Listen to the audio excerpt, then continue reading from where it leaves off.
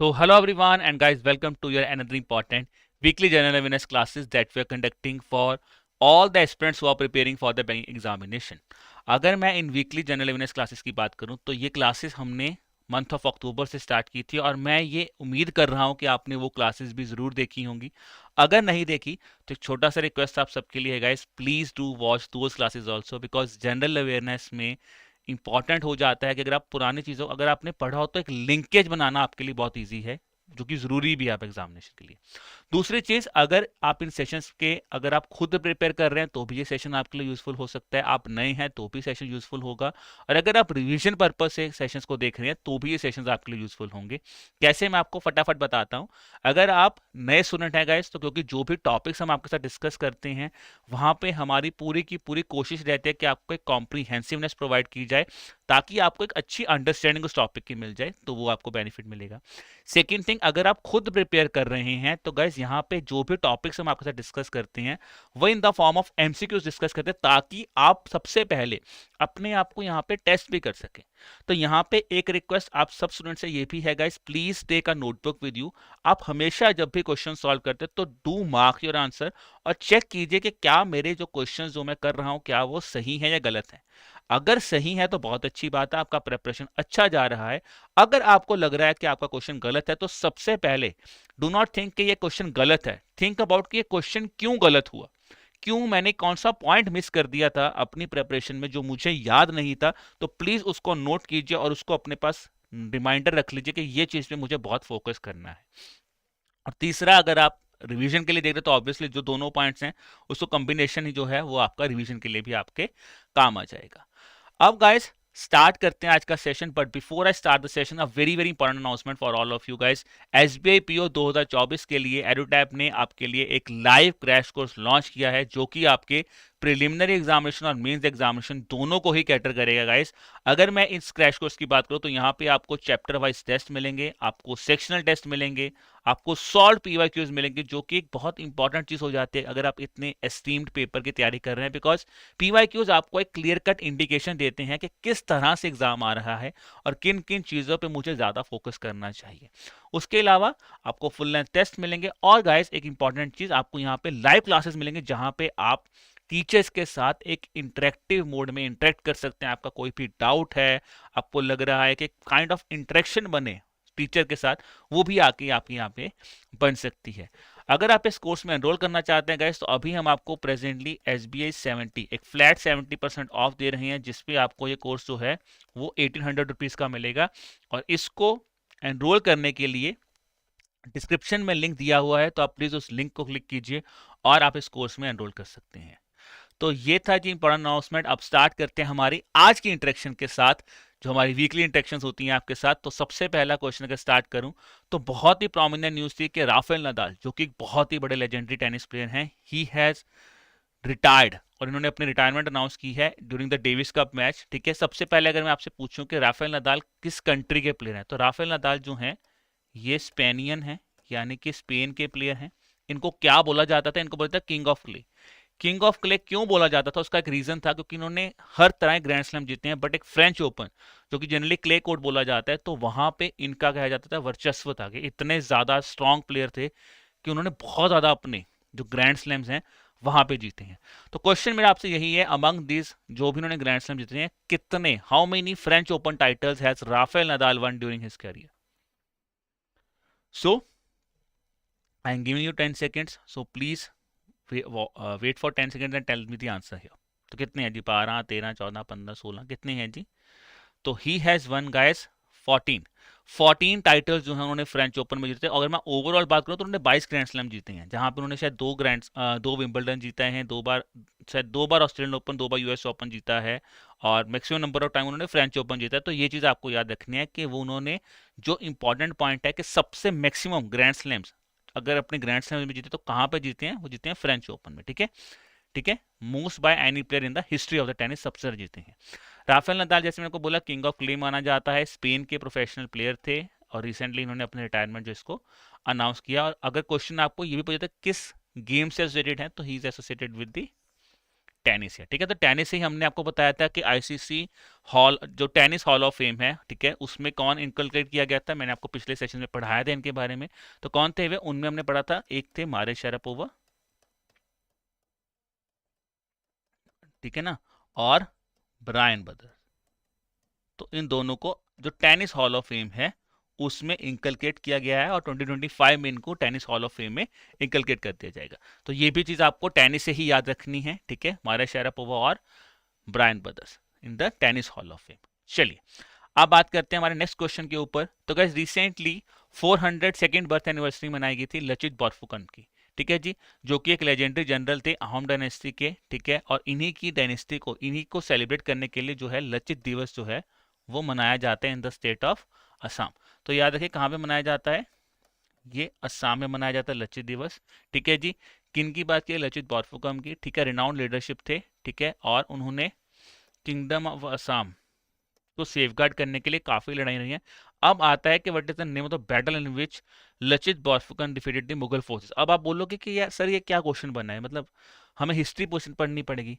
Guys ऐसी जो information है ना कहीं हमें पीआईबी में देखने को मिलती है।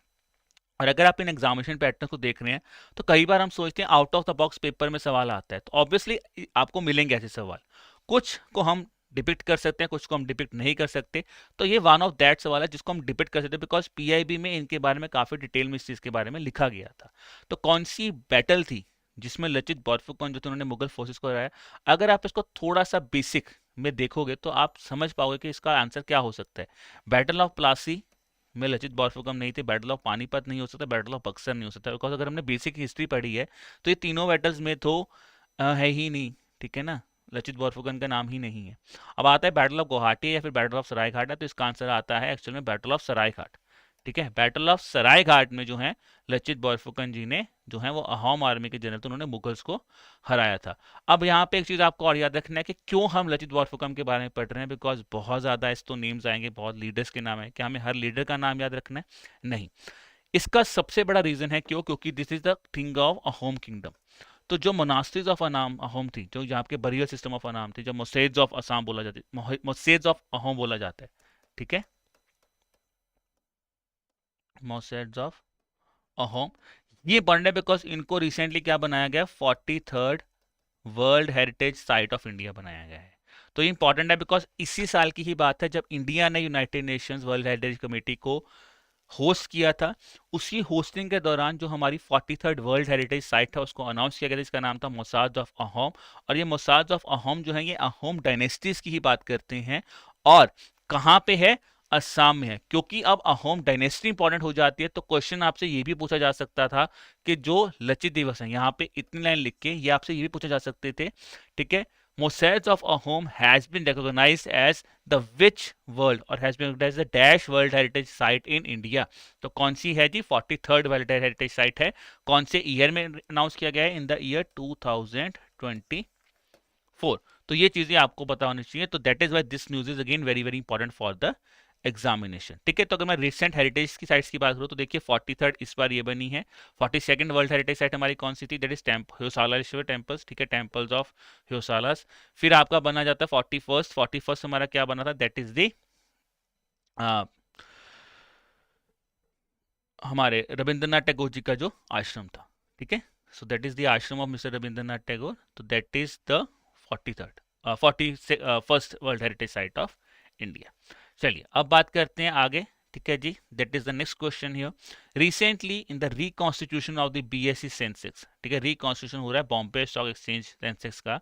तो उसमें बोला गया announce by the Asian index private limited, उसने बोला है dash is set to replace, कौन रिप्लेस करने वाला है जेएसडब्ल्यू स्टील को इन द बेंचमार्क इंडेक्स, ठीक है। So that's an important question that can be asked in the examination. तो कौन जीएसडब्ल्यू स्टील को रिप्लेस करने वाला है गाइस, उसका आंसर है जोमेटो, ठीक है। जोमेटो जो कंपनी है उन्होंने बोला है कि ये रिप्लेस करेगा बीएसई सेंसेक्स में जेएसडब्ल्यू स्टील को, ठीक है जी, as a part of reconstitution, जिसको किसको अनाउंस किया है, जैसे by the Asia index private limited here, ठीक है। तो देखिए हमारे दो तरह के इंडेक्स होते हैं, एक होता है निफ्टी। अगर आपने मार्केट के बारे में पढ़ा है, या आप काफी लोग अब तो मार्केट के बारे में सुनते रहते हैं, निफ्टी हो गया, सेंसेक्स हो गया, तो क्या है, एक होता है निफ्टी, एक होता है सेंसेक्स,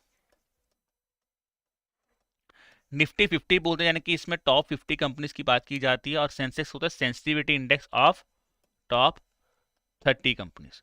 तो ये चीज याद रखनी है। तो जितनी भी 30 लीडिंग कंपनीज है बॉम्बे स्टॉक एक्सचेंज में, उसको बोला जाता है 30 कंपनीज टॉप होती हैं, उनको बोला जाता है, उस सेंसेक्स के पार्ट बन जाती हैं। और निफ्टी में निफ्टी 50 याद रखना, तो निफ्टी में 50 कंपनीज होती हैं। ये बाकी टेक्निकलिटीज और हैं, उसमें हम नहीं जाएंगे, बिकॉज इतना टेक्निकल चीजें हमें हमारे क्लैरिक पीओ या क्लरिकल एग्जामिनेशन में नहीं पूछी जाती, और इतना डिटेल में फायदा भी नहीं है, क्योंकि फिर अननेसेसरी प्रेशर क्रिएट होगा कि सर वो भी याद करें, वो भी नहीं। आप 50 और 30 याद रखिए, ठीक है। चलिए अब बात करते हैं हमारी नेक्स्ट न्यूज के ऊपर, यानी कि कौन सी airline, which airline was awarded the title of 2024 Airline of the Year by the CAPA, that is the Center for Aviation, for its contribution to transforming the commercial aviation in India through the growth, international connectivity and sustainability initiative। तो कौन सी airline है जी? The answer for that is option number C, IndiGo Airlines. तो recently guys IndiGo Airlines को award किया गया था 24 airline of the year by the CAPA। उनकी जो कमर्शियल एविएशन है इंडिया के लिए, उनके लिए उसको जो है अवार्ड दिया गया था। नेक्स्ट आता है कॉन्स्टिट्यूशन डे, तो बहुत बहुत इंपॉर्टेंट है, संविधान दिवस जिसको बोला जाता है। तो हमारा 75th ईयर, ठीक है, 75th year for the adoption of constitution has been there. तो आप याद रखिए दो चीजें आती हैं, एक हम मनाते हैं रिपब्लिक डे, ठीक है। मैं थोड़ा सा आपको सिर्फ बेसिक से समझा रहा हूँ। रिपब्लिक डे मनाया, रिपब्लिक डे का मतलब है जहां, क्योंकि हम बोलते हैं कॉन्स्टिट्यूशन, तो रिपब्लिक डे का बात होता है। रिपब्लिक डे है जी जब हमारा कॉन्स्टिट्यूशन इनेक्ट हुआ। इनेक्ट का मतलब होता है जिस दिन लागू किया गया, तो वो डेट बनती है 26 जनवरी।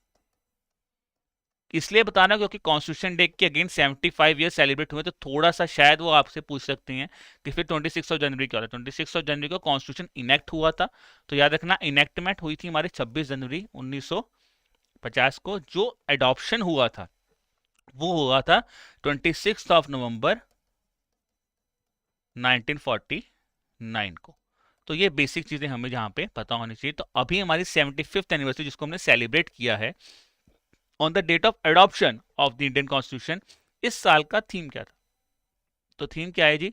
भारत का संविधान हमारी विरासत, हमारा संविधान हमारा स्वाभिमान, न्याय स्वतंत्र समंत एंड बंधुत्व है, संविधान का मूल्य, देश का मान, एकता में अनेकता और संविधान की शक्ति। तो क्या है जिसका आंसर? इसका आंसर गाइस बन जाता है आपका ऑप्शन नंबर बी, हमारा संविधान हमारा स्वाभिमान जो है ये थीम था फॉर द कॉन्स्टिट्यूशन डे। ठीक है जी, मैंने आपको जैसे बताया 26 नवंबर 1949 और 26 जनवरी 1950, तो ये चीजें हमें याद रखनी है। फिर अगर बोला जाता है father of the constitution of India, किसको बोला जाता है? That is doctor BR Ambedkar. तो ये बेसिक चीजें आपको पता होनी चाहिए, डॉक्टर BR अम्बेडकर से को बोला जाता है father of the constitution of India, ठीक है, क्योंकि हमारी जो कॉन्स्टिट्यूशन कमेटी थी उसके चेयरपर्सन थे डॉक्टर BR अम्बेडकर, यानी कि भीमराव अम्बेडकर जी। चलिए अब बात करते हैं हमारे नेक्स्ट क्वेश्चन के ऊपर। सो गाइस, अब बेंगलुरु बेस्ड स्टार्टअप, एक स्पेस स्टार्टअप है जिसने लॉन्च किया वर्ल्ड का highest resolution hyperspectral satellite constellation, ठीक है, world highest resolution hyperspectral satellite constellation has been there. What is the name of this constellation? Fireflies है, ल्यूमिनोस है, एस्ट्रो, स्पेक्ट्रा है, स्पेक्ट्रम एक्स है, या फिर हाइपरस्पेस है? तो क्या होगा इसका आंसर? इसका आंसर है जी फायरफ्लाइज। तो गाइस वर्ल्ड की एक highest hyper spectral satellite launch किया जिसका नाम है फायरफ्लाइज, ठीक है जी। और अगर मैं बात करूँ किसने लॉन्च किया है, तो ये कंपनी का नाम क्या? पिक्सल, ठीक है, बेंगलुरु बेस्ड स्पेस स्टार्टअप जिसका नाम है पिक्सल, उन्होंने इसको लॉन्च किया है। और ऑब्जेक्टिव क्या है? जो हमारी एक्सपर्टीज हो रही है स्लोली एंड स्लोली, आप देख रहे हो हम लोग साइंस एंड टेक पे काफ़ी काम कर रहे हैं, तो उस चीज़ को बेटर करने के लिए जो डेवलपमेंट है इंडिया का growing expertise in advance satellite, उसकी सिग्निफिकेंट डेवलपमेंट बताने के लिए हमने ये चीज़ जो इसको लॉन्च किया गया है। चलिए अब बात करते हैं हमारे नेक्स्ट क्वेश्चन के ऊपर, ठीक है जी, दैट इज हरिणी अनासुरिया। तो हरिणी अनासुरिया जो है वो रीअपॉइंट हुई है prime minister of a country. तो देखिए ऑब्वियसली आपको आंसर यहाँ पे दिख रहा है, आंसर यहाँ पे क्या है? श्रीलंका। बहुत इंपॉर्टेंट है यहाँ पे, क्यों? क्योंकि हरिणी अमरसुरिया जी जो हैं तो बेसिकली अभी रीअपॉइंट हुए श्रीलंका के प्राइम मिनिस्टर, ठीक है। अब आपको नंबर ऑफ सीट्स कितनी है ये मैंने आपको इसलिए लिखा है गाइस, क्योंकि अगर आप रीसेंट ट्रेंड देख रहे हैं किन एग्जामिनेशन में, जैसे आरबीआई ने जिस ट्रेंड सेट किया, आरबीआई ने एक दो बार क्वेश्चन पूछा है कि भाई कितनी नंबर ऑफ सीट्स होती हैं। तो मैं ये नहीं कह रहा कि आरबीआई ने ऐसा पूछा है तो एसबीआई हमेशा ये पूछेगा, बट क्योंकि बैंकिंग एग्जामिनेशन की बात है और ये कोई ऐसा क्वेश्चन नहीं है कि बैंकिंग में नहीं पूछा जा सकता, तो आपसे पूछा जा सकता था कितनी सीट्स होती हैं। But I will say again take it on a low priority, but ये चीज आपको याद रखनी चाहिए कि क्यों इंपॉर्टेंट नहीं है, क्योंकि ये फर्स्ट वुमेन है सिंस 2000 जो कि प्राइम मिनिस्टर बनी है श्रीलंका की, और ये थर्ड वुमेन है श्रीलंका में प्राइम मिनिस्टर बनने वाली आफ्टर दी श्रीमवो बंद्रनाइके और चंद्रिका कमारतुंगा। तो इन दोनों के बाद ये थर्ड प्राइम मिनिस्टर, तो ये दोनों पॉइंट्स हमारे लिए इंपॉर्टेंट बन जाते हैं, ये वाले पॉइंट्स। ठीक है, चलिए, so that is about question number 7। So answer will be option number B, Sri Lanka. चलिए अब बात करें नेक्स्ट क्वेश्चन के ऊपर। सो अभी नेक्स्ट क्वेश्चन देखिए, अब आते हैं हमारे जो इंडिया में इलेक्शंस हुई हैं। There are two states in which the elections were being fought, one was Jharkhand, second was the state of Maharashtra. In both the states, if I talk sorry in one state, the Mahayuti जिसको हम बोलते हैं, the combinations of BJP, Shiv Sena and the NCP, they have won in the majority seats in Maharashtra। और जबकि जो झारखंड में था, जो झारखंड मुक्ति मोर्चा है, उनके जो चीफ थे हेमंत सोरेन, जो कि पहले भी चीफ मिनिस्टर थे झारखंड के, उन्हीं को वो दोबारा जीते and he has now been reappointed as the chief minister of the Jharkhand here. तो पूछा गया है कौन सी स्टेट है, तो आंसर मैंने आपको बता ही दिया किसका है, आंसर इज झारखंड हियर। और यहाँ पे मैं बोलूंगा ये ज्यादा इंपॉर्टेंट है कि झारखंड की असेंबली सीट्स कितनी हैं, ये हमें अच्छी तरह पता होना चाहिए कि झारखंड की टोटल असेंबली सीट्स कितनी है। 81 असेंबली सीट्स हैं जी झारखंड में। चलिए अब बात करते हैं नेक्स्ट क्वेश्चन के ऊपर। आईपीएल ऑक्शन हुई है रिसेंटली, आपको पता है कहाँ पे हुई थी, सऊदी अरेबिया में हुई थी। सऊदी अरेबिया में जिदा में ये जो ऑक्शन है ये हमारी की गई है इस बार। तो क्वेश्चन ये है कि जो सऊदी अरेबिया में ऑक्शन हुआ है, इसमें हाईएस्ट बिडर जो है वो कौन बने हैं। हाईएस्ट एवर आईपीएल बिड जो है वो किसको दी गई है।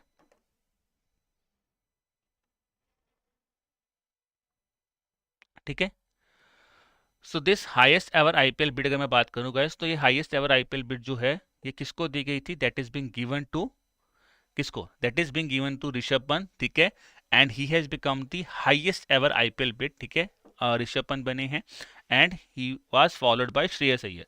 तो ऋषभ पंत को 27 करोड़ में लखनऊ सुपर जायंट्स ने लिखा है। सेकंड नंबर पे कौन थे, Shreyas Iyer on 26.75 crore rupees, that was taken by Punjab Kings. Third पे आते हैं वेंकटेश अय्यर, ठीक है जी, 23.75 crore rupees taken by Kolkata Knight Rider. अब क्वेश्चन ये भी पूछा जाता है कि 2025 में हाईएस्ट बिडर बने थे ऋषभ पंत, तो 2024 में कौन बने थे, 2024 में बने थे Australian player sir Mitchell Starc. Now the amount for Mitchell Starc will not be that much important, but the point is पिछले साल कौन हाईएस्ट बिडर थे, तो मिचेल स्टार्क थे। ठीक है जी, उसके बाद इस साल कौन है, ऋषभ पंत है। For the team will be Lucknow super giants. ठीक है, अब आपको जैसे मैंने आपको बताया, आपको मुझे बताना है, जो मैंने चीज अभी आपको फटाफट बताई है कि आईपीएल ऑक्शन 2025 की कहां पे हुई थी, ये आपको मुझे कमेंट सेक्शन में बताना है फटाफट में। ठीक है जी, चलिए अब आते हैं नेक्स्ट क्वेश्चन के ऊपर guys. That is recently IndusInd bank has partnered with UNICEF to strengthen the climate risk management and build a disaster resilient communities in the 5 districts of India. अब आपको मुझे बताना है इनमें से कौन सी डिस्ट्रिक्ट इनिशिएटिव नहीं है, not a part of the initiative. Okay, difficult question because यहाँ तक हमें याद रहता है कि इंडसइंड बैंक ने किसके साथ पार्टनर किया, यूनिसेफ के लिए किया है, किसके लिए, क्लाइमेट रिस्क मैनेजमेंट, इतना पता है। और हमें पता है 5 डिस्ट्रिक्ट्स में होता है। अब वो 5 डिस्ट्रिक्ट्स पे क्वेश्चन पूछा गया है, so it's a very difficult question here. तो क्या है जी इसका आंसर, इसका आंसर है ऑप्शन नंबर ही, पटना बिहार। अगर मैं इस इनिशिएटिव की बात करूँ तो इंडसइंड और यूनिसेफ ने एक इंटेंट बनाया, यानी कि रूरल डेवलपमेंट प्रोग्राम के लिए बिल्ड करने के लिए एक डिजास्टर रिजिलियंट इनिशिएटिव स्टार्ट किया है, जो कि 5 डिस्ट्रिक्ट में स्टार्ट हुआ। 5 डिस्ट्रिक्ट कौन सी, दैट इज धाराशिवी, ठीक है, Dharashiv that's in Maharashtra, Begusarai in Bihar, Virudhunagar that's in Tamil Nadu. और विरुद्धनगर से ना आपको एक चीज और याद रखना है, विरुद्धनगर में ही हमारा पहला पीएम मित्रा पार्क भी बना हुआ है। ठीक है, पीएम मित्रा स्कीम है ना, मिनिस्ट्री ऑफ टेक्सटाइल, तो उसका पहला, उसमें 7 टेक्सटाइल पार्क बनने हैं, बट सबसे पहला पार्क कहाँ में बना था, विरुद्धनगर में बना है, दैट्स इन तमिलनाडु। फिर बारण आता है राजस्थान में, और बहरेच आता है, दैट्स इन उत्तर प्रदेश। तो पटना इसका पार्ट नहीं था, that is the wrong option here. तो ये चीज आपको यहाँ पे याद रखनी है। चलिए जी बात करते हैं नेक्स्ट क्वेश्चन के ऊपर। Recently India signed an agreement with which of the following countries to establish a framework for cross border transaction. तो क्रॉस बॉर्डर ट्रांजैक्शन के लिए किसके साथ इंडियन एग्रीमेंट साइन किया गया, is answer for that is Maldives. तो Maldives के साथ हमने एक क्रॉस बॉर्डर एग्रीमेंट जो है, cross border transaction agreement sign किया for usages of local currencies in the countries. Next आता है, recently in the month of November SEBI has abolished the specific deposit requirement for publications। बहुत बहुत important है, क्योंकि जो हमारी इनिशियल आईपीओ अगर आपको आईपीओ इंट्रोड्यूस करना है तो एक स्पेसिफिक डिपॉजिट रिक्वायरमेंट होती थी, जिसको सेबी ने अब पॉलिश कर दिया है। तो वो रिक्वायरमेंट कितनी होती थी, ये मेरा आपसे क्वेश्चन है। What is the percentage of the issue size was previously used as a deposit here? तो answer for that is 1% here. तो अब क्या था जी, प्रायर टू अमेंडमेंट, जो नवंबर 2024 की अमेंडमेंट है, इससे पहले सेबी का एक रूल था कि अगर आपको कोई भी पब्लिक इक्विटी इश्यूज करने हैं तो आपको 1% डिपॉजिट जो है ऑफ द इशू साइज वो आपको स्टॉक एक्सचेंज के साथ अपना रखना पड़ेगा, जहां पे भी आप अपने आईपीओ को लॉन्च कर रहे हो। ठीक है जी। फिर जब तो था this deposit was returned after resolving the investor complaints. तो इन्वेस्टर कंप्लेंट्स के बाद अब इसको हमने रिटर्न कर दिया जाता था। बट अब क्या है कि अबॉलिशन कर देगा, क्योंकि इसका सिंपल ऑब्जेक्टिव था कि सेबी ने बोला है कि यार अब देखिए यूपीआई आ जाता है, बहुत डिजिटल ट्रांजेक्शन आ जाती हैं, तो उसमें कोई इतना बड़ा इशू नहीं है। ठीक है ना, तो आप उसको स्ट्रीमलाइन कर सकते हो। और दूसरी बात है, जो बंदा भी अपना आईपीओ लॉन्च करने वाला है, द इशूइंग कंपनीज, उनके लिए ईज ऑफ डूइंग हो जाएगा बिजनेस करना। तो पहले 1% रखिए, तो वो काफ़ी कॉम्प्लिकेशन काम था, उसको सेबी ने यहाँ पे ईज आउट कर दिया है। ठीक है, चलिए अब बात करें नेक्स्ट क्वेश्चन के ऊपर। इंटरनेशनल सोलर अलायंस, ये मैं आपको सर पहले भी डिस्कस करके गया था, जब मैंने आपको sir 101st member of ISA के बारे में डिस्कस किया था। वो कौन सा बना था? नेपाल बना है हमारा 101st। 100 बना था पैराग्वे। तो ये इंपॉर्टेंट है। ठीक है जी। अब क्या है कि 104th फुल टाइम मेंबर बना है रिसेंट नवंबर में, तो वो कौन बना है? 104th फुल टाइम मेंबर जो बना है वो बना है अर्मेनिया। तो Armenia 104th full time member बन गया है आईएसए के ऊपर। अब अगर मैं इंटरनेशनल सोलर अलायंस की बात करूँ तो गाइज इसको COP20 में, ठीक है, इंडिया ने ही इसको, इंडिया है being the brain child of international Solar alliance, started this initiative with the help of which country? That is in France. France के साथ हमने इसको स्टार्ट किया था COP21 में। ठीक है। अगर मैं ऐसे की बात करूँ तो it was the first international institute to have a headquarter in India. उसके बाद तो बाकी भी बन चुकी हैं। ठीक है। तो पहला इंस्टीट्यूट इसका हेडक्वार्टर इंडिया में बना था, उसका आंसर क्या था? गुरुग्राम में इसका हेडक्वार्टर बना है। सिंपल ऑब्जेक्टिव है। ऑब्जेक्टिव क्या बनाया गया था कि जो भी कंट्रीज हैं जहाँ पे सोलर एनर्जी काफ़ी ज़्यादा है, उनको हम एफर्ट को मोबिलाइज करें, और जो हमारी ट्रांजिशंस हैं रिन्यूएबल एनर्जी के ऊपर, we want to shift here, so we could use the solar energy here. ठीक है। इनिशियली जब ये एग्रीमेंट हुआ था तो हमने बोला था कि जो भी कंट्रीज हमारी ट्रॉपिक ऑफ कैंसर और ट्रॉपिक ऑफ कैप्रिकॉन के बीच में आएंगी, हम सिर्फ उनको मेंबर बनाएंगे। बट उसके बाद क्या था, 2020 के बाद एक अमेंडमेंट बनाई गई, तो जितने भी मेंबर कंट्रीज हैं यूनाइटेड नेशंस के, सबको बोला गया कि आप इसके मेंबर बन सकते हो। इसका simple objective, it works towards 1000 strategy by 2030। ये सबसे इंपॉर्टेंट पॉइंट है। क्यों? ये क्या बता रहा है हमें? ये बता रहा है कि हमारा टारगेट है 1000 का मतलब क्या है? 1000 बिलियन की हम इन्वेस्टमेंट लेंगे, 1000 मिलियन पीपल को हम एक्सेस देंगे, 1000 gigawatt of solar energy produce करेंगे, और 1000 million ton of carbon dioxide ही जो हमारा मिशन है उसको एनुअली हम रिजॉल्व करेंगे। So that is why this towards 1000 strategies very very important for the examination. ठीक है। तो बेसिकली अब अगर बात करूँ इसके प्रायोरिटीज, तो इसके 3 प्रायोरिटीज है। कौन सी हैं जी? Analytics and advocacy, capacity building और प्रोग्रामेटिक सपोर्ट है। We talk about International Solar Alliance. अगर आप पिछला सेशन देख के आए तो वहां पे मैंने डिस्कस किया था ग्लोबल बायोफ्यूल अलायंस के बारे में। उससे पहले हमने इंटरनेशनल बिग कैट अलायंस के बारे में भी डिस्कस किया था। तो इंपॉर्टेंट ये क्यों है? क्योंकि अगर मैं बात करूं इंडिया में कौन से इंटरनेशनल ऑर्गेनाइजेशन जिसका हेडक्वार्टर इंडिया में है, तो सबसे पहले कौन सा था? ISA। फिर बना CDRA, coalition for disaster resilient infrastructure, जिसका हेडक्वार्टर हमें बना न्यू दिल्ली। फिर बात हुई जी IBCA की, इंटरनेशनल बिग कैट अलायंस की, इसका हेडक्वार्टर भी इंडिया में बनेगा। उसके बाद बात होती है ग्लोबल बायोफ्यूल अलायंस। तो रिसेंटली इंडिया ने ग्लोबल बायोफ्यूल अलायंस के साथ भी एक एग्रीमेंट साइन किया है to set up the headquarter in India. कहाँ पे बनेगा? The decision is yet to be finalize, but बनेगा इंडिया के अंदर ही। ठीक है। चांसेस है कि न्यू दिल्ली के आसपास ही बनेगा, but that's a thing you need to remember here. तो जब वो बन जाएगा तब हम उसके बारे में भी डिस्कस करेंगे। तो that is why I said, मैंने आपको स्टार्टिंग में बोला था इंटरलिंकेज बहुत इंपॉर्टेंट है। तो अगर हमने वो पुरानी न्यूज़ पढ़ी हुई थी तो हमारा इंटरलिंकेज यहाँ से भी बन जाता कि हाँ ISA आया है, तो GB भी हमने पढ़ा था, ग्लोबल बायोफ्यूल अलायंस भी। चलिए नेक्स्ट क्वेश्चन आता है। Recently, in the month of November, Reserve Bank of India has expanded the reporting requirements for forex transactions. Which agency will be implementing these new requirements? तो ये कौन सी agency इसको implement कर रहा है? और इंपॉर्टेंट क्वेश्चन में हमें पॉइंट मिल जाता है क्या, कि ये कब से एग्जीक्यूट होगा? It will be affected from 10th of February 2025। तो आपको डेट 10 फरवरी नहीं याद रखना, बट आपको मंथ याद रखना है, फरवरी कौन सा? 2025 है।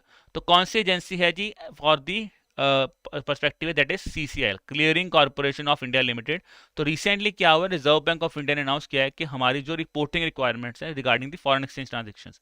देखिए फॉरेन एक्सचेंज के बारे में मैंने आपको पिछली क्लास में पढ़ाया था कि हमने foreign exchange, foreign portfolio investors की जो रिक्लासिफिकेशन होती है as the foreign direct investment, उसके ऊपर भी आरबीआई ने रिसेंटली एक चेंजेस लेके आया था। चेंजेस बेसिकली क्या था कि अगर आप एफबीआई, बेसिक फंडा हमने क्या पढ़ा था कि यार एक फॉरेन पोर्टफोलियो इन्वेस्टर होता है, अगर आप इंडिया में 10% से कम किसी में इन्वेस्ट करते हो, इक्विटी 10% से कम करते हो, तो आप क्या हो, तो आप फॉरेन पोर्टफोलियो इन्वेस्टर का पार्ट बनते हो। अगर 10% से ज्यादा इन्वेस्ट करोगे तो आपको कैटेगराइज कर दिया जाता है as a foreign direct investor. तो अगर कोई एफबीआई एफडीआई की तरह रिक्लासीफाई हो जाएगा तो जो जो प्रोविजंस एफडीआई की हैं वही प्रोविजंस उस पर भी एग्जीक्यूट हो जाएंगी, ठीक है ना। तो वही चीज है कि जो जो एफडीआई की प्रोविजंस आते हैं, जो जो एफडीआई के रूल्स हैं, वही सारे उनके भी इनकॉर्पोरेट हो जाएंगे। तो उसी के ही ऊपर आरबीआई ने पहले अमेंडमेंट निकाला था, तो that is about FPI and FDI, ठीक है। अब वहां से अब मैं अगर बात करूं तो यहाँ पे अब रिसेंटली क्या है, फॉरेन एक्सचेंज ट्रांजेक्शंस को एक्सपैंड करने के लिए आरबीआई ने नए रूल्स निकाले हैं। बेसिकली रिपोर्टिंग बोला है कौन करेगा, ठीक है जी, कौन करेगा, क्लियरिंग कॉर्पोरेशन ऑफ इंडिया। तो अब इन्होंने क्या बोला है, जो भी ऑथराइज डीलर्स हैं उनको रिपोर्ट करने पड़ेंगे अपने फॉरेन एक्सचेंज कैश, ठीक है जी, स्पॉट ट्रांजेक्शंस हो गए, टुमारोज हो गए, ठीक है। तो ये सारी रिपोर्टिंग्स आपको करनी पड़ेंगी और कौन किसके अंदर करनी पड़ेगी, Clearing Corporation of India Limited, ठीक है जी। चलिए नेक्स्ट आता है, recently in the month of November interstate council was reconstituted under the article 263 of the constitution. तो when was the interstate council first constituted. तो again a count of a static question here, because पर interstate council अपने आप में बड़ा important है। Question आपसे ये भी स्टैटिक में पूछा जा सकता है कि इंटरस्टेट काउंसिल जो है वो कौन से आर्टिकल के अंडर आता है कॉन्स्टिट्यूशन के, तो ये पार्ट ऑफ स्टैटिक जीए बन सकता है। अब जो क्वेश्चन हमने अब पूछा ये भी काइंड ऑफ स्टैटिक जीए का पार्ट ही काफी बच्चों के लिए बन जाएगा कि इंटरस्टेट काउंसिल कब कॉन्स्टिट्यूट हुआ था। इंटरस्टेट काउंसिल कॉन्स्टिट्यूट हुआ था जी 1990 में। तो इंटरस्टेट काउंसिल में बात करूं तो इट्स अ कॉन्स्टिट्यूशनल बॉडी जो कि 1990 में पहली बार कॉन्स्टिट्यूट की गई थी under article 263 of the constitution. और इसको कॉन्स्टिट्यूट कौन कर रहा है, मिनिस्ट्री ऑफ होम अफेयर्स। तो ये याद रखनी है कि इसकी नोडल मिनिस्ट्री कौन सी है, मिनिस्ट्री ऑफ होम अफेयर्स है। अगर मैं बात करूं इंटरस्टेट काउंसिल की तो इसमें कौन कौन होता है, प्राइम मिनिस्टर होते हैं, सभी चीफ मिनिस्टर्स होते हैं, ठीक है जी, वो स्टेट्स की हो, union territories, legislative assemblies, administrators जो हैं ऑफ द यूटीज, उनके मेंबर्स जो हैं उनमें पार्ट हो जाते हैं, ठीक है जी। इसके अलावा 9 यूनियन मिनिस्टर्स आर मेंबर्स और 13 union ministers serve as a permanent invitees here.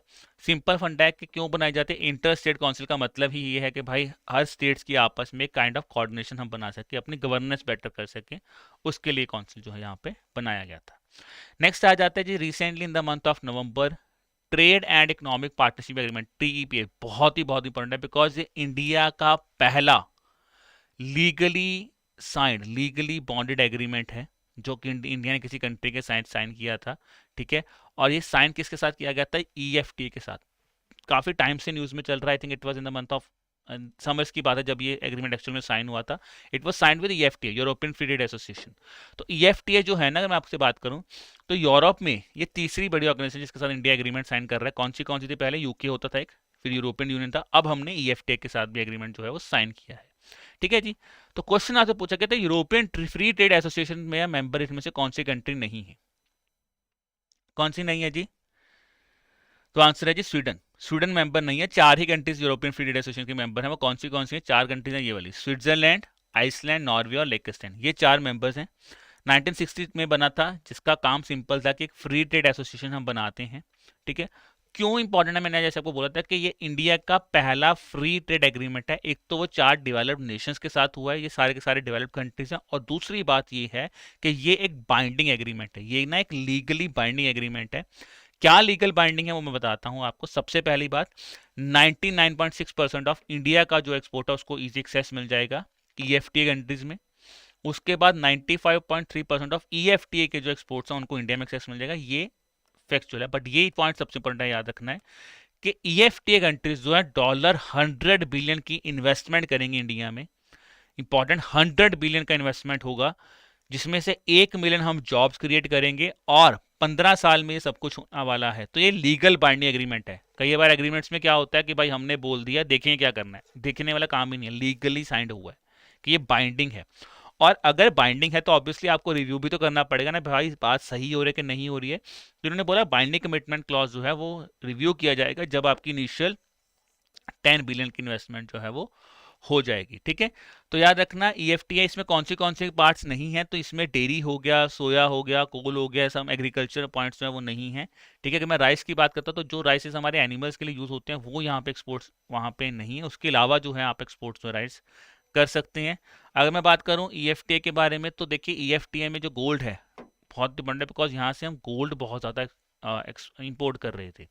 तो Switzerland one of the leading trading partner on that part also है, तो इसलिए उन्होंने बोला है कि जो हमारा गोल्ड के ऊपर इंपोर्ट ड्यूटी है उसका कोई पार्ट इस पे नहीं आएगा।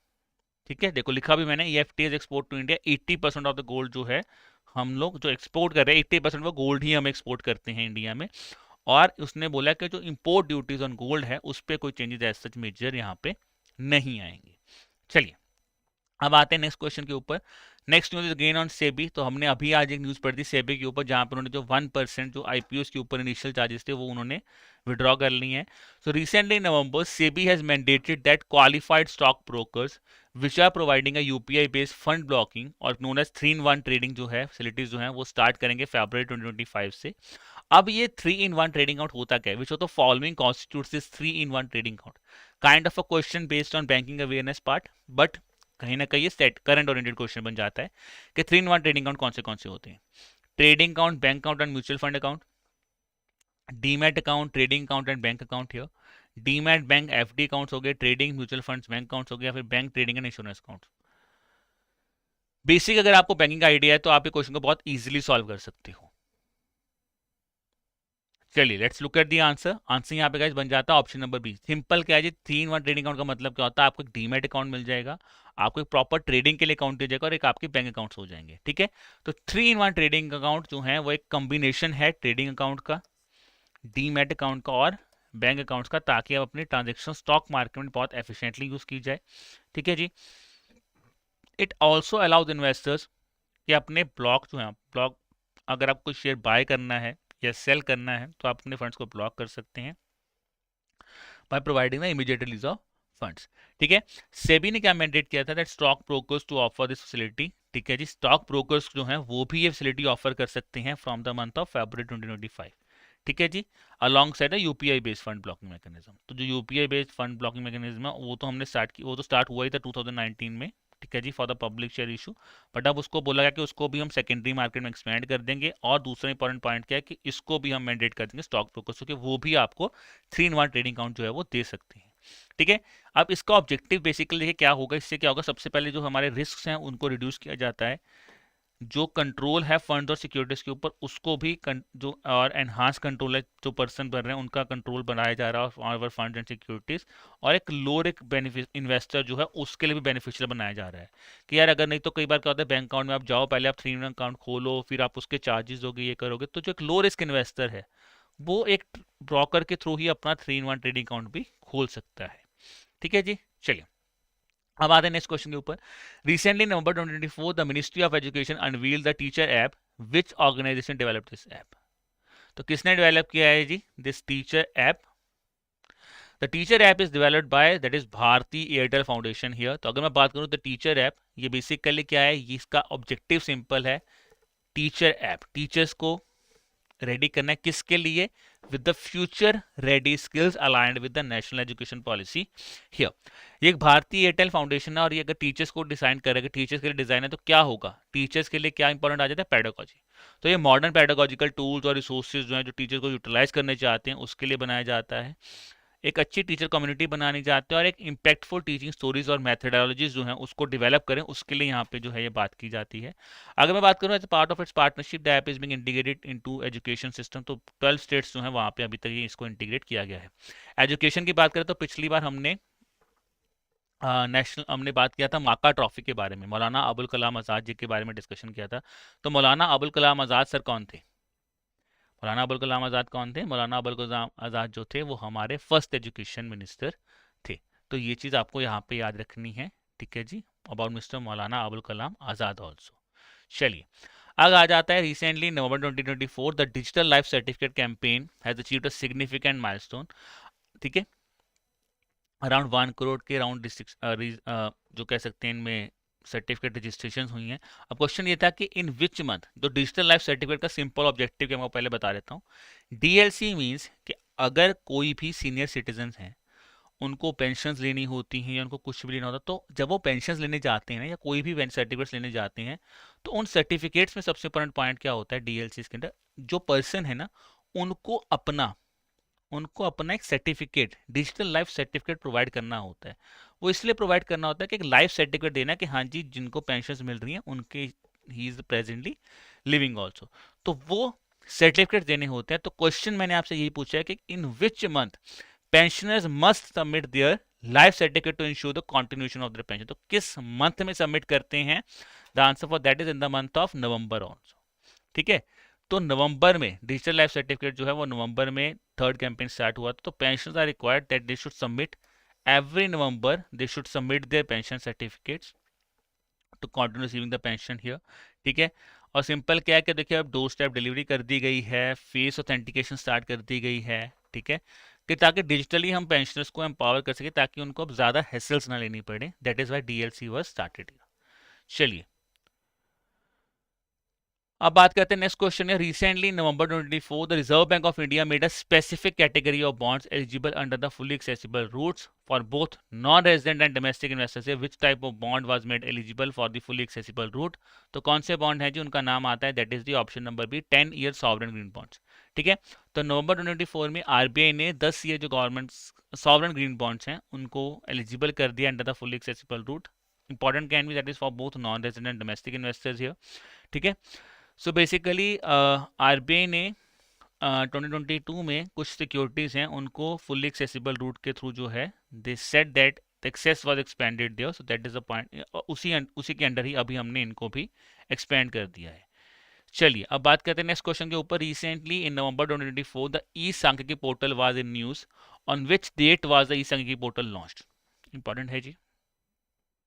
अब अगर आपको डेट एग्जैक्ट नहीं पता बट आपको मंथ पता है तो भी पढ़ना, क्योंकि आपसे पूछा जाता है कब लॉन्च हुआ था। ठीक है जी, चलिए तो इसका मतलब देखिए अब यहाँ पे कॉमनैलिटी है कि 2024 में इसी साल ही लॉन्च हुआ है। अब ये कब लॉन्च हुआ है तो हमें ये देखना है, ये लॉन्च हुआ था जी दैट्स इन जून 2024। तो जून 2024 में ई सांख्यिकी पोर्टल लॉन्च हुआ था on the national statistics day. तो यहाँ से हमें ये भी पता चला कि नेशनल स्टैटिस्टिक्स डे कब मनाया जाता है, 29 जून को मनाया जाता है। अगर मैं ई सांख्यिकी पोर्टल की बात करूँ तो ये किसने लॉन्च किया था? ये मॉस्पी का पोर्टल है। MoSPI is ministry of statistics and programme implementation, जिसका ऑब्जेक्ट है कि आपको वैल्यूएबल क्या है, टाइम सीरीज डाटा मिले, डिफरेंट सॉर्ट ऑफ इंडिकेटर्स, यानी कि नेशनल अकाउंट स्टैटिस्टिक्स, सीपीआई हो गया, आईआईपी हो गया, एनुअल सर्वे ऑफ इंडस्ट्रीज हो गया। तो इनके ऊपर आपको एक प्रॉपर जो वैल्यूएबल जो टाइम सीरीज डाटा है वो आपको मिल सके, that is the known perspective of e Sankhyiki portal here. तो यहाँ पे डाटा सेट्स बने हैं ताकि आपको डाटा ड्रिवन डिसीजंस जो हैं वो आप ले सकें। और दूसरी बात क्या है कि ये डाटा ड्रिवन डिसीजंस आपको ट्रांसपेरेंसी बढ़ा के दिए गए हैं, कि आप ट्रांसपेरेंसी भी इसकी यहाँ पे बढ़ा सकें हमारी इकोनॉमिक प्लानिंग के लिए भी। चलिए जी अगला क्वेश्चन आता है। रिसेंटली नवंबर 2024 दी बाल विवाह मुक्त Bharat campaign was launched with the target to reduce the prevalence. देखिए बाल विवाह मुक्त भारत का ऑब्जेक्टिव है, चाइल्ड मैरिज की बात कर रहे हैं। चाइल्ड मैरिज हमें 5% तक करनी है। चाइल्ड मैरिज जो प्रिवेलेंस है उसको करना है below 5% by which year. Target set किया गया था इसके अंदर, तो टारगेट आपको मुझे बताना है। Target year for that is 2029। तो ये चीज़ याद रखनी है जी कि बाल विवाह मुक्त भारत कैंपेन स्टार्ट किया गया, जिसमें जो मिनिस्टर ऑफ एजुकेशन ने स्टार्ट किया था। सिंपल ऑब्जेक्टिव इसमें क्या याद रखना, हमने चाइल्ड मैरिज की बात की है, ठीक है जी, कि हमें चाइल्ड मैरिज जो उसको रिड्यूस करना है। तो क्या था इसमें बोला गया कि हमें चाइल्ड मैरिज फ्री इंडिया बनाना है, जहाँ पे हम अवेयरनेस जनरेट करना चाहते हैं, एजुकेशंस करना चाहते हैं, स्किल डेवलपमेंट बनाना चाहते हैं, और कहीं ना कहीं एंटरप्रेन्योरशिप गर्ल्स के लिए और वुमेन्स के लिए करना चाहते हैं, ताकि उनकी जो मैरिज है जो बहुत जल्दी एज में होते हैं उसको हम कम कर सकें। अब जहाँ पे मेजॉरिटी स्टेट्स, तो गवर्नमेंट ने बोला कि जो मेन स्टेट्स हैं इंडिया में 7 हाई बर्डन स्टेट्स है, तो ये 7 हाई बर्डन स्टेट्स हमें बतानी चाहिए कि भाई ये 7 हाई बर्डन स्टेट्स हैं। देखिए कौन सी हैं, वेस्ट बंगाल, बिहार, झारखंड, त्रिपुरा, असम। ठीक है जी, वेस्ट बंगाल, बिहार, झारखंड, त्रिपुरा, असम, राजस्थान एंड आंध्र प्रदेश। तो दीज आर द 7 स्टेट्स जहाँ पे सबसे पहले फोकस किया जाएगा। और ये मैंने आपको बताई थी, it has to be made below 5% by the year 2029 है। इसके साथ एक चाइल्ड मैरिज फ्री पोर्टल भी लॉन्च किया गया था। ठीक है, जिसका ऑब्जेक्टिव सिंपल है कि कैसे हम अवेयरनेस क्रिएट कर सकते हैं about the child marriage in India है। Why it's an important concern? Because as per the National Family Health Service, it says child marriage India में कितनी है, अभी भी 23.3% है इन 2019-21। तो हम बोलते हैं कि हम बहुत विकसित भारत की बात कर रहे हैं, और देखिए अभी भी हमारे यहाँ पे चाइल्ड मैरिज कितनी ज़्यादा है। ठीक है, और अगर मैं यूनाइटेड नेशंस के सोर्स की बात हो जाए तो साउथ एशिया रीजन जो है, south Asia the region with the largest decline in child marriage driven largely by India. तो यहाँ पे हमने इसको इतना जो है कम भी किया है, वो भी इंपॉर्टेंट चीज़ है। Even today almost 1 in 5 girls are getting married before they attain the legal age marriage of that is 18 years here. चलिए अब आते हैं हमारे नेक्स्ट सेट ऑफ क्वेश्चन, जो कि हमने स्कीम्स और रिपोर्ट्स के क्वेश्चंस डिस्कस करते हैं। तो बात करते हैं रिपोर्ट्स के ऊपर। According to the grievance redressal assessment and index that is GRAI index, which department topped the ranking for group A category? Department of agriculture and farmers welfare है, डिपार्टमेंट ऑफ यूथ अफेयर्स है, या फिर department of personnel and training है, department of telecommunication है, department of expenditure है। तो क्या है जिसका आंसर? इसका आंसर है department of agriculture and farmers welfare. तो क्या हुआ है, department of agriculture and farmers welfare जो है, अभी रिसेंटली हमारा department of administrative reforms and public grievances DAPRG ने GRAI यानी कि grievance redressal assessment index launch किया है। इस इंडेक्स का ऑब्जेक्टिव सिंपल क्या है कि भाई जो भी ग्रीवांसेस आ रहे हैं उसको कितनी जल्दी हम रिजॉल्व कर पा रहे हैं। ठीक है, तो उसमें ग्रुप ए कैटेगरी में ministry of agriculture, department of agriculture and farmers welfare ने टॉप किया है। ऑब्जेक्टिव सिंपल है कि भाई जो भी प्रेजेंट ऑर्गेनाइजेशन हैं उनको एक कंपैरेटिव पिक्चर दी जाए और एक वैल्यूएबल इंसाइट्स दिया जाए, ताकि वो आपके कौन से एरियाज पे आप वीक हो और यहाँ पे आप इंप्रूव कीजिए, ताकि आपका ग्रीवांस रिड्रेसल मैकेनिज्म अच्छा हो सके। ठीक है जी, अगर मैं बात करूं किस बेस पे ये दिया जाता है, तो इसके बेसिकली 3 कॉम्प्रिहेंसिव इंडेक्सेस बनाएंगे। कौन से? बेस्ड ऑन डायमेंशंस ऑफ कितना एफिशिएंटली आपने काम किया है, क्या फीडबैक्स आई हैं, ठीक है जी, किस डोमेन में हो, तो डोमेन भी मैटर करता है, और ऑर्गेनाइजेशनल कमिटमेंट भी आता है। तो इसके अलावा हमारे कॉरेस्पॉन्डिंग 11 इंडिकेटर्स हैं, बट ये 4 आपको मेजर पता होने चाहिए। और फर्स्ट एडिशन कब रिलीज हुआ था? जून 2023 में हमारा पहला एडिशन जो है यहाँ पे स्टार्ट हुआ था। तो ये चीज़ है important the grievance redressal assessment and index for the year 2023 है। ठीक है, फर्स्ट एडिशन 2022 में स्टार्ट हुआ था, सॉरी। चलिए next question is, according to the climate change performance index CCPI 2025 report, which country holds the rank 1 position in terms of climate performance? तो अब देखिए आपको मुझे बताना है टॉप में कौन है। कभी भी अगर आप रिपोर्ट से क्वेश्चन दे तो यहाँ पे बहुत बार पूछता है टॉप पे कौन है, बॉटम पे कौन है, तो they plays an important role.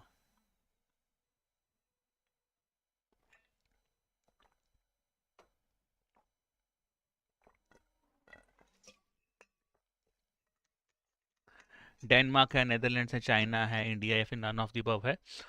तो इसका आंसर है जी नन ऑफ द अबव। क्यों? अभी हम समझते हैं इस चीज़ के बारे में। अगर आप देखिए क्लाइमेट चेंज परफॉर्मेंस इंडेक्स जो इस साल रिलीज हुआ है, पहली बात ये कौन रिलीज कर रहा है? It was release by the German watch, new climate institute and climate action network. ठीक है, तो जनरली हमें जर्मन वॉच नेम याद रहता है, बट ये दोनों भी नाम आपको याद रखने हैं, new climate institute and climate action network. तो सबसे पहले क्या है कि उन्होंने फर्स्ट 3 प्लेसेस को एम्प्टी रखा है। एम्प्टी का मतलब क्या है कि अब तक किसी ने भी ऐसा मेजर चेंज नहीं दिखाया है कि जिसके बेस पे हम बोलें कि यार इस कंट्री ने बहुत मेजर परफॉर्मेंस किया। नहीं, उन्होंने बोला इसलिए पहले टॉप 3 पे तो कोई कंट्री नहीं हमने रैंक की है। तो बट अगर रैंकिंग की बात की जाए कंट्री स्पेसिफिक, तो डेनमार्क से स्टार्ट होता है। Denmark is placed at number 4th and Netherland has been placed at number 5th here. Coming to the rank of India, India का रैंक जो है वो 10th है इन टर्म्स ऑफ CCPI 2025। और चाइना और यूएसए जो है उनकी तो बहुत ही लो परफॉर्मेंस एफर्ट्स आते हैं, तो उन्होंने बोला है China has been ranked at 55th place and USA has been ranked at 57th place here. चलिए एक होमवर्क मैं आपको आज और देता हूं फॉर द CCPI हियर। आपको मुझे बताना है CCPI के अंदर जो है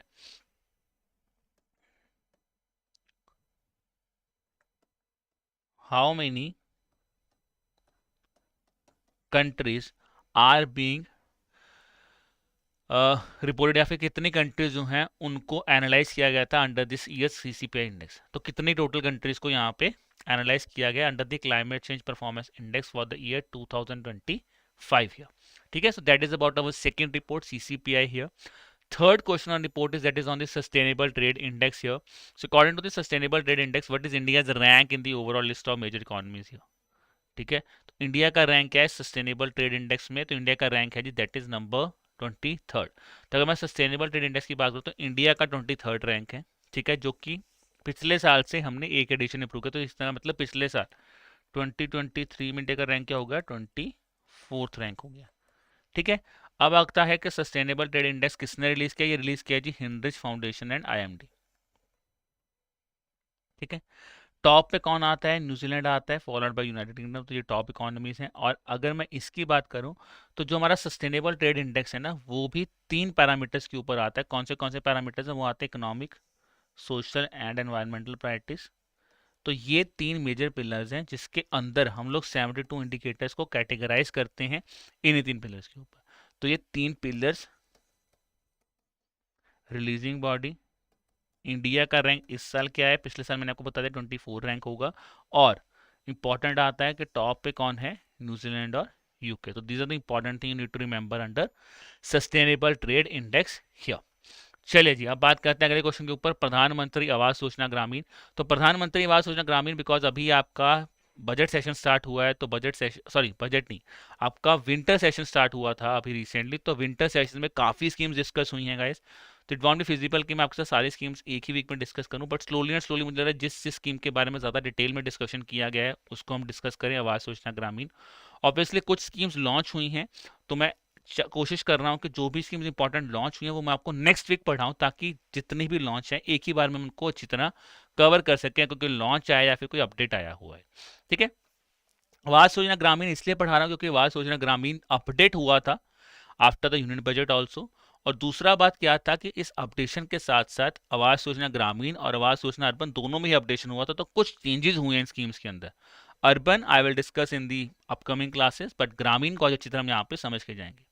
तो क्वेश्चन ये था कि beneficiaries are identified using the socio economic and caste census and must meet the exclusion criteria verified by the Gram Sabha. Families owning 2 wheelers or motorized fishing boats are excluded from the beneficiary list under the scheme. The scheme will continue for an extended period, that is from 24-25 to 28-29 here. तो what should be the answer here? देखिए यहाँ पे ये वाला part गलत है, answer बन जाएगा 1 and 3 here. क्यों बनेगा समझते हैं। सबसे पहले समझते हैं आवास योजना ग्रामीण इंपॉर्टेंट क्यों है, क्योंकि सबसे पहले जब हमारा इस साल इंटरनेट बजट भी आया था तो इंटरनेट बजट में बोला गया था कि 3 करोड़ घर बनेंगे under the Awas Yojana scheme से। फिर जब यूनियन बजट आया तो ये बोला गया कि आवास योजना अर्बन के under 1 crore houses are going to be constructed here. तो क्लैरिफिकेशन क्या हुआ कि as per the union budget 2 crore more houses are going to be constructed under the प्रधानमंत्री आवास योजना ग्रामीण। The deadline for that is by the year March 2029। ठीक है जी, तो अब क्या क्या अपडेट है पहले समझते हैं। सबसे पहले समझो आवास योजना ग्रामीण, नाम ही बता रहा है आवास योजना, यानी कि आवास का मतलब क्या होता है, घर, रहना। किस तरह घर, कहाँ पे बना रहे हो घर, घर बना रहे हो ग्रामीण, ग्रामीण यानी कि रूरल एरिया। तो रूरल एरिया को कौन देखेगा, रूरल एरिया की डेवलपमेंट हो रही है तो कौन देख रहा है, रूरल डेवलपमेंट, इसको देखेगा। ठीक है जी, 2016 में स्टार्ट हुई। और आवास किस तरह का बनाना है, यही तो है, हमें बनाना है जी पक्का हाउस। पक्का हाउस बनाना है जिसमें बेसिक अमेनिटीज दी जाएंगी to all the eligible houseless households, सभी हाउसहोल्ड्स को नहीं, हाउसलेस हाउसहोल्ड्स। और अगर वो कच्चे घर में भी रह रहे हैं या फिर वो बहुत ही घर अच्छा नहीं है तो उनको भी यहाँ पे कवर किया जाएगा। तो पहले था 2024 तक करेंगे, फिर 2024 तक हमें 2.95 करोड़ हाउसेज बनाने थे, बट गवर्नमेंट ने फिर इसको रियलाइज किया और देखा कि अभी और रिक्वायरमेंट है, तो 2 करोड़ नए घर बनेंगे, that is till the year 28-29 मार्च 2029 में। ठीक है जी, अब इंपॉर्टेंट पॉइंट यहाँ पे याद रखिए, क्योंकि ये इंपॉर्टेंट है, यहाँ पे क्वेश्चन हमें डायरेक्टली पूछा जा सकता है। जब स्कीम अपडेट हुई तो 2 चीजें बताएगी। सबसे पहला पॉइंट क्या बोला कि ये चलेगी मार्च 2029 तक, हमें ये सारे घर बनाने हैं। 35 लाख के अराउंड हाउसेज जो हैं वो अभी बनने थे हमारे यहाँ पे भी, 35 लाख के हाउसेज ना अभी यहाँ पे बने नहीं है, इस टारगेट में वही बने थे। तो गवर्नमेंट ने बोला फाइनेंशियल ईयर 2024-25 में हम ये हाउसेज भी बना देंगे, but under the updated houses के अंडर ही इसको भी अब हम बना देंगे। दूसरा ये बोला गया कि मार्च 2029 तक स्कीम होगी, बट इसका रिव्यू भी किया जाएगा, that is in the year March 2026। तो मार्च 2026 में जी स्कीम का रिव्यू है। कौन करेगा रिव्यू, रिव्यू करेगा नीति आयोग। नीति आयोग को रिव्यू करेगा मार्च 2026 में, और अगर इवेल्युएशन के बाद वो बताएगा continuation of the scheme. Continuation का मतलब क्या हुआ कि अब ये नहीं कि हम बच्चे बोले कि यार सर ये तो इसका मतलब 2026 के बाद स्कीम बंद हो, नहीं, वो आपको ये बताएगा कि कॉन्टिन्यूएशन ऑफ द स्कीम 2026 के बाद कैसे होनी चाहिए, कि अगर हम ऑन ट्रैक हैं या नहीं है। अगर ट्रैक पे हैं तो अच्छी बात है, अगर हो सकता है प्रीपोन भी हो जाए तो ये चीज़ मार्च 2026 के बाद डिपेक्ट की जाएगी। ये सेंट्रल स्पॉन्सर्ड स्कीम है, यानी कि सेंटर और स्टेट दोनों इसमें इन्वॉल्व हैं। सिंपल फंड है, कैसे इन्वॉल्वमेंट है, सिंपल चीज़, सेंटर स्टेट नॉर्मल स्टेट्स में 60-40, नॉर्थ ईस्टर्न स्टेट्स और हिमाचल प्रदेश और जम्मू कश्मीर में 90-10, और जो यूटीज विदाउट लेजिस्लेचर है उसमें कितने 100%। ठीक है, अब आते हैं कौन कौन लोग इसमें एलिजिबल हैं। देखिए सबसे वाला फंडा इसमें समझिए, अंडर द आवास योजना ग्रामीण ना हमें कभी भी there is no application required, यानी कि कोई भी बंदा ना यहाँ पे अप्लाई नहीं करता है, ऑटोमेटिकली आपको सोशो इकोनॉमिक कास्ट सेंसस के बेस पे आइडेंटिफाई किया जाता है। ये सोशो इकोनॉमिक कास्ट सेंसस कब आया था? Socio economic caste census last आया था 2011 में। ठीक है, तो 2011 में ये आया था। अब इसी बेस पे आप क्या करते हो, एक लिस्ट बनाते हो socio economic caste census members की, जहां पे आप सिंपल बोलते हो यार ये हमारी लिस्ट है, इसके बेस पे लोगों को बुलाओ। और अब देखिए इतनी बड़ी लिस्ट होगी इंडिया की, तो ऐसा तो नहीं है कि आप सारे को लेके आओगे, तो इन्होंने क्या बनाया, एक एक्सक्लूजन लिस्ट बनाई। देखो इन्होंने एक एक्सक्लूजन क्राइटेरिया बनाया जो कि ग्राम सभा वेरीफाई करेगा। ठीक है, और एक इन्होंने परमानेंट इंक्लूजन लिस्ट बना दिया कि भाई ये लोग तो होंगे ही होंगे, ये लोगों को हमें निकालना है, अगर ये इस क्राइटेरिया में आते हैं तो इनको प्लीज आप छांटी करके बाहर निकाल दीजिए। अब वो लोग कौन से हैं, उनमें सिंपल फंडा है जी।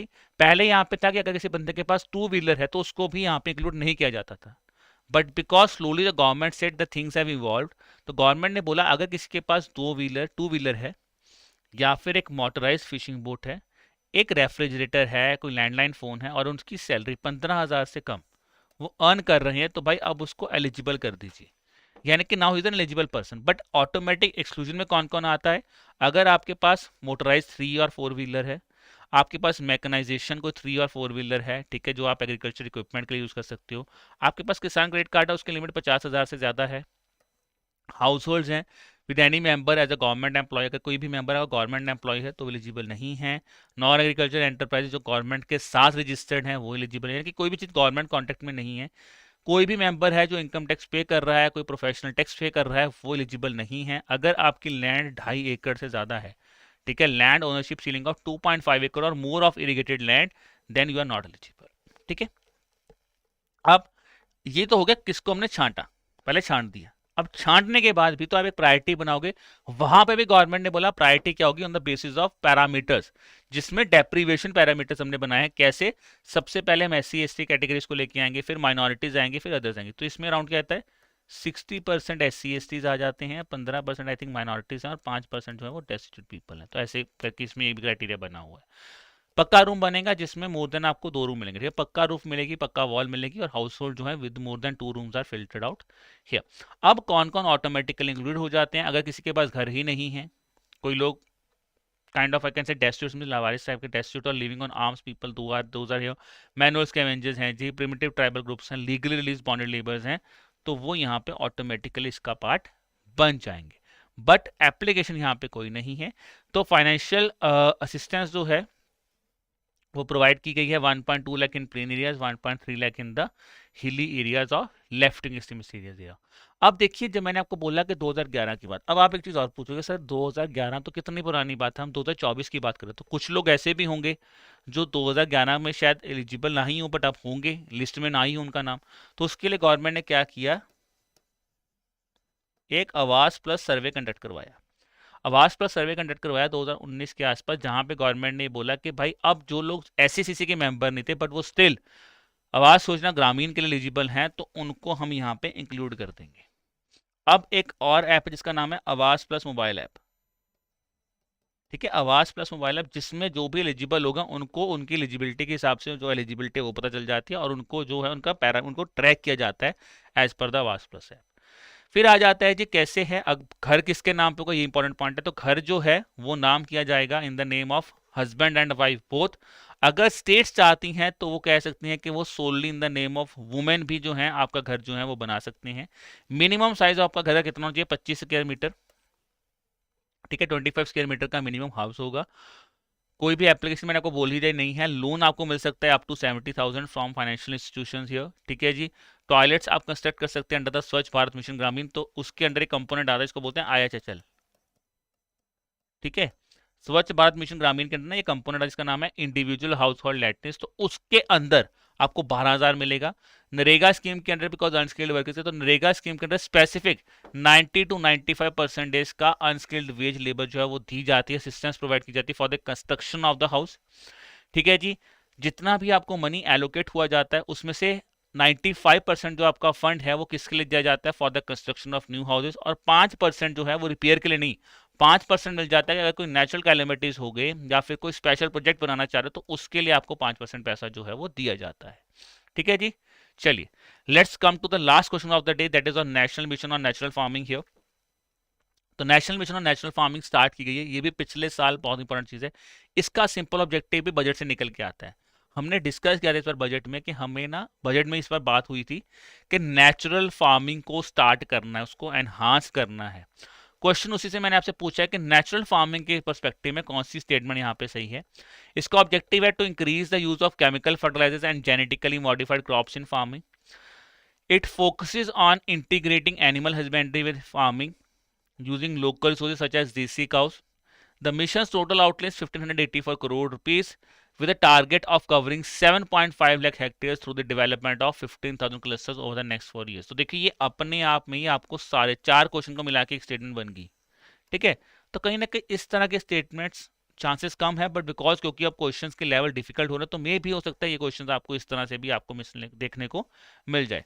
तो आंसर यहाँ पे जाता है ऑप्शन नंबर सी 2 और 3, बिकॉज यहाँ पे फर्टिलाइजर्स जो है, केमिकल फर्टिलाइजर्स को तो कम ही करना है, यही तो मेन ऑब्जेक्टिव है। ठीक है, पिछले साल ये स्कीम लॉन्च हुई थी नेचुरल फार्मिंग। समझो नेचुरल फार्मिंग का मतलब क्या है, हमें केमिकल फ्री फार्मिंग करनी है। जो पुरानी हम फार्मिंग करते थे ना, देसी काउस के थ्रू ट्रेडिशनल मेथड्स के यूज करके, वैसी फार्मिंग लेकिन इसको बोलते हैं नेचुरल फार्मिंग।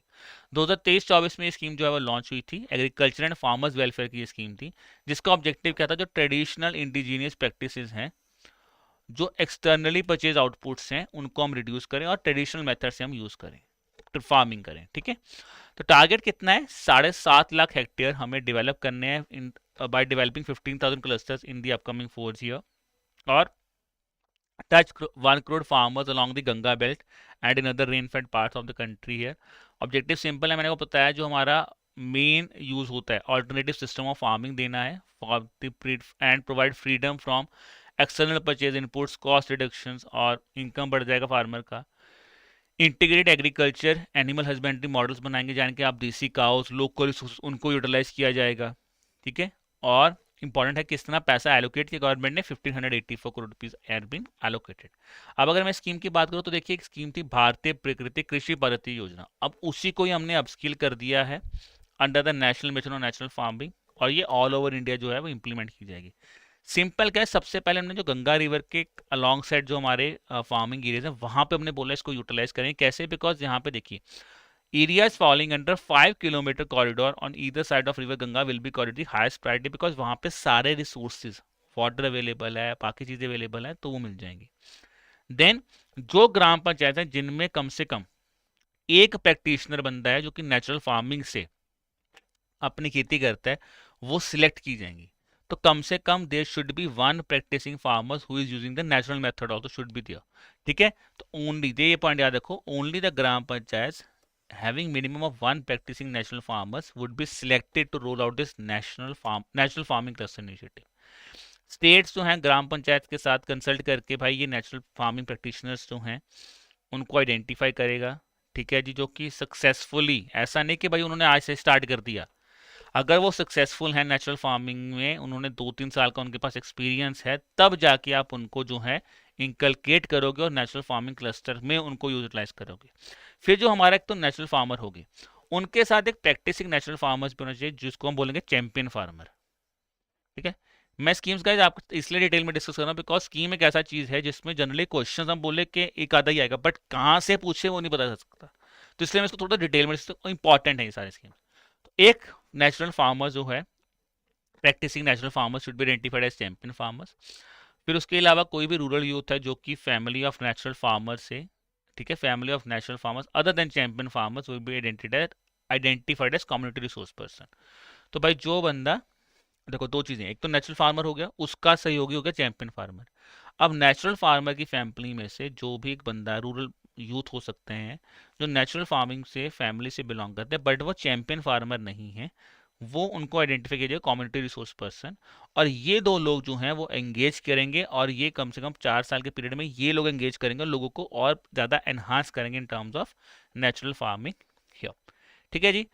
और अगर क्लस्टर कितना बनेगा तो 50 फार्मर्स या फिर 50 हेक्टेयर एरिया, 50 फार्मर्स और मोर कवरिंग 50 हेक्टेयर एरिया, उनको बोला जाएगा एक single natural farming cluster.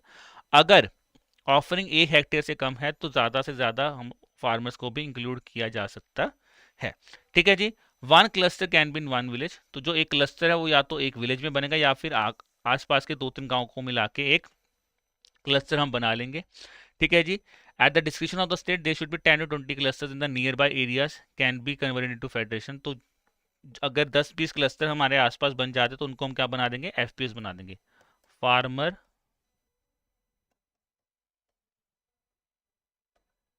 Produce organisations बना देंगे। ठीक है। और फार्मर्स को क्या मिलेगा, फार्मर्स को पहले साथ फाइनेंशियल असिस्टेंस मिलेगी, that is a financial assistance of 15,000 per hectare at the rate of 5,000 per hectare will be given for 3 years। मतलब टोटल 15,000 मिलेगा, बट 5-5 हज़ार करके आपको पैसा मिलेगा 1 साल में, और ये सीधा आपके अकाउंट में ही जाएगा। ठीक है। So this was all about national mission on natural farming. तो 2 प्रोमिनेंट स्कीम्स, आवास योजना ग्रामीण, national mission on natural farming मैंने डिस्कस की है। अटल इनोवेशन मिशन को भी रिसेंटली एक्सटेंड किया गया है, तो उसके बारे में मैं आपको नेक्स्ट क्लास में पढ़ाऊंगा। और कुछ प्रोमिनेंट स्कीम्स, क्योंकि सेशन चल रहा है, तो जो भी मुझे प्रोमिनेंट स्कीम्स लगी कि यार उसके बारे में थोड़ा सा डिटेल में डिस्कस करना, उसको हम नेक्स्ट क्लास में डिस्कस करेंगे। बाकी इसके अलावा पैन 2.0 स्टार्ट किया गया, जिसका सिंपल ऑब्जेक्टिव है कि हम पेपरलेस फॉर्मेट में आना चाहते हैं। ठीक है। तो वो एक चीज़ जो न्यूज़ है वो भी हम नेक्स्ट क्लास में थोड़ा सा और बेटर वे में डिस्कस कर लेंगे। ठीक है।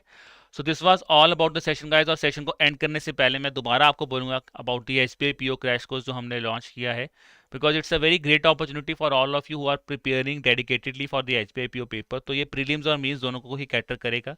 यहाँ पे आपको मैंने जैसे स्टार्टिंग में बोला, आपको chapter wise quiz, sectional test, solve PYQs full length मिलेंगे। और सबसे बड़ी चीज़ जो मैं आपको बार बार बोल रहा हूँ गाइस, यहाँ पे आपको लाइव क्लासेस मिलेंगी। लाइव क्लासेस के थ्रू आप इंटरेक्ट कर सकते हैं विद द फैकल्टीज। तो अगर कोई डाउट आता है माइंड में, या आपको ऑन द स्पॉट लगता है कि सर मुझे इस तरह से चीज़ पढ़ा दीजिए, मुझे ये चीज़ भी पता करनी है, तो आप वहाँ पे आगे फैकल्टीज के साथ एनरोल कर सकते हैं। इसके लिए मैंने आपको बोला था कि अभी हम फ्लैट 70% ऑफ आपको कूपन कोड जो है वो दे रहे हैं, flat 70% of on the course. तो इसका कोर्स का कोड है SBI70, that is the code आप यूज़ कर सकते हैं, जहाँ पे आपको 70% ऑफ मिलेगा। और ये कोड आप कोर्स परचेज कर सकते हैं at the price of 1800 rupees only. ठीक है जी। और अगर और डिटेल आप जानना चाहते हैं तो आपको लिंक डिस्क्रिप्शन में दिया हुआ है, वहाँ पे जाके आप और डिटेल में इसके बारे में जान सकते हैं। तो this was all about the session guys. I hope आपको मज़ा आया होगा, काफ़ी चीज़ें हमने सीखी हैं। और अगर फिर भी आपके मन में कोई ऐसा टॉपिक है जो आप चाहते हैं कि मैं आपके साथ अगली क्लास में डिस्कस करूं, so please to let me know about that also in the comment section. अगर फिर भी आपके मन में कोई डाउट है, आपको लगता है कि आप मुझसे डिस्कस करना चाहते हैं, तो आप मुझे एक ईमेल ड्रॉप कर सकते हैं on our email ID, that is at hello@aerotab.co.in। ठीक है जी। या फिर आप हमें कॉल कर सकते हैं on the number 8146207241। So on that note guys, I wish you all the best for the examination. Keep working hard, keep preparing hard. Bye bye.